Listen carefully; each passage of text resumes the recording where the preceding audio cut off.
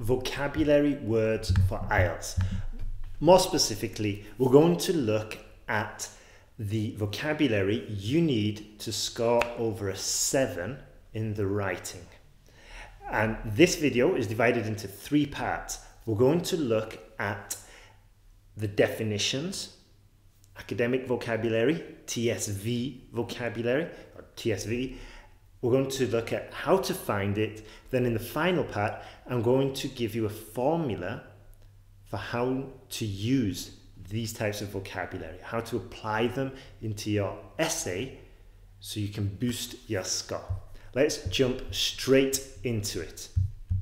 So, as you probably know, in English, and probably in other languages, that a lot of words can have 2 meanings. For example, what animal is the best at baseball? A bat. Okay, if you smiled, you have to like the video. Let's jump into it. So the definitions. We've got academic vocabulary and TSV. I'll tell you what TSV is in a second. Academic vocabulary basically means the more sophisticated type, and it's usually more accurate as well. So for example, we could say good. Instead of good, we could say positive. Instead of bad, we could say detrimental.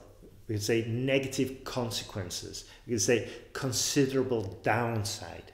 So it's usually more accurate. It's usually a longer word with more syllables in. And yeah, just be aware that if you are using words like good, bad, these are quite basic vocabulary. And this kind of vocabulary, we're more likely to find it in spoken English, whereas the academic vocabulary, we're more likely to find it in reports, government reports and things like that, which I'll go into in more detail in a second. The next vocabulary is TSV. This is topic-specific vocabulary. I'll give you an example. So we could say, imagine the topic is crime. Now, vocabulary that is specific to that topic would, i.e. crime, would be jail, punishment, sentence, as in he got a 3-year sentence for committing, another word, crime. We could talk about the legal system. We could talk about the judge, the jury, all these types of words which are we are more likely to find in this topic than in other topics. That's why they're topic-specific vocabulary. And this kind of vocabulary we need to put into our essays if we're serious about scoring a band 7 or more. Now, how do we get this vocabulary? Fantastic question, Ben. Now, to get your academic vocabulary is quite a straightforward technique, which I'll share with you. Now, what you do, for example, staying with our example of crime, we want to find crime vocabulary. What we can do is go to Google and then just put crime UK government report PDF. Okay? And then we can find actual reports written by the government. So it's going to be like official language. We could even put crime Cambridge University report or employment Cambridge University report PDF. And then we find these PDF and we go through and we look for words that we don't understand and we look for sophisticated words. And we also don't just copy down the list, get it in context, and then maybe try and write a few sentences also using that word to help you incorporate it into your own lexical resource. Next one, a very, very useful source are the TED Talks. So go to TED.com, find a topic, maybe climate change, maybe crime, maybe speaking, not an IELTS topic, the environment or technology. And the advantage of doing this is like the other one, is that we can find the words in context And this is really important, because if we just go and download the academic word list, okay, we're going to find a lot of words that are commonly found in our essays, are commonly found in academic literature, but having a whole list is completely useless because you don't know how to use the words that you've found in this list. You don't know when it's correct to use them, how we can use them, the context in which we can use them. So this is why finding the vocabulary in the context, in the correct context, is fundamental to using it correctly.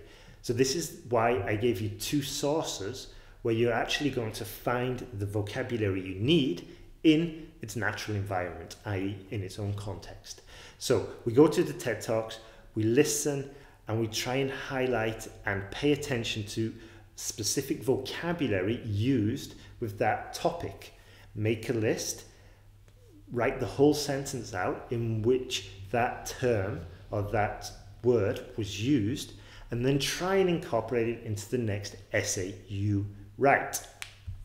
Now then, how to use it. This is part 3 of the video.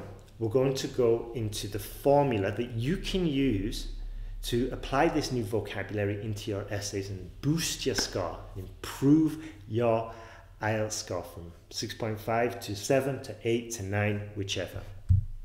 Now then, imagine we have found sort of like the synonyms of good or synonyms of bad. I'll give you an example. For bad, we could have considerable disadvantages, considerable downside. For good, we could have considerable advantages, considerable upside. And what we're going to do is just look through our essay, find the basic words, and then switch them. And we might even have to reorganize the whole sentence, but this is good practice. We're going to reorganize the sentence so it follows a similar pattern to the pattern we identified when we took that word, okay? And then we're going to upgrade our essay. We're going to upgrade our sentences to make them sound more academic. And likewise, we're going to do the same with the topic-specific vocabulary. And a good tip here is if, for example, if you're talking about technology and you say, technology has brought society lots of good things.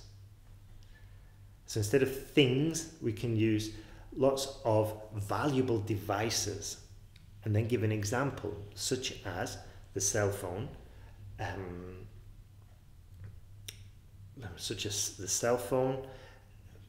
I can't say pages, show my age, such as the cell phone, digital microscopes, and of course drones, something like this. But that kind of vocabulary we're only going to find if we are writing about technology.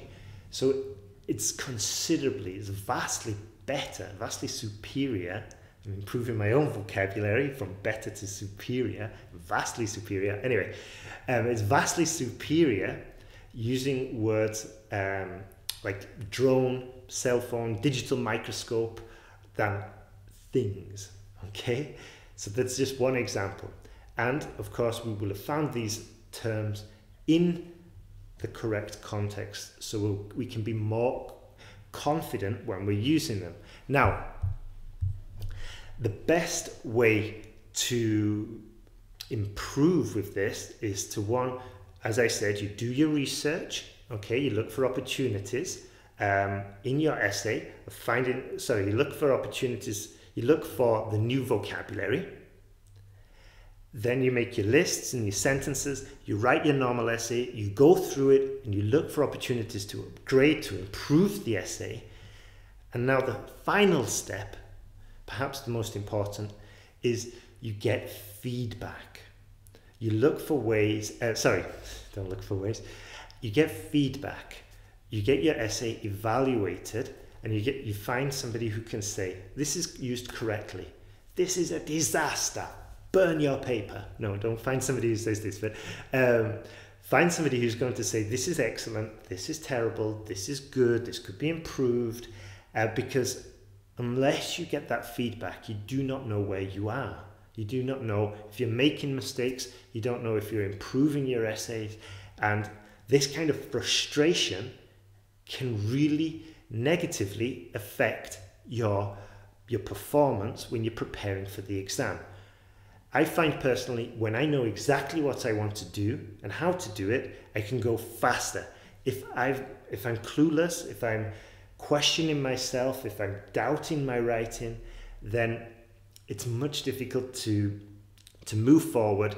And also, I'm much more likely just to drop it, leave it, and come back in a few days, and I would have lost 3 days, 4 days of vital preparation time or learning time, depending on the task I'd be doing.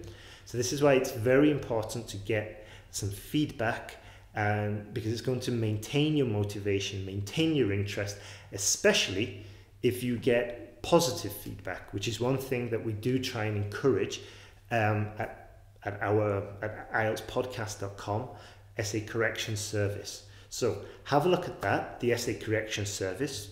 You can find it at IELTSPodcast.com.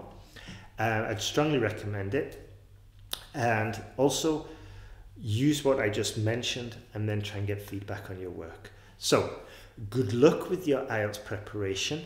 Remember that the fastest and most efficient way to improve is to get feedback. And remember the final thing, that you're not alone in this, and you will pass if you put in the work and the preparation. My name is Ben. Thank you very much for watching, and there'll be more videos coming soon. Have a great day.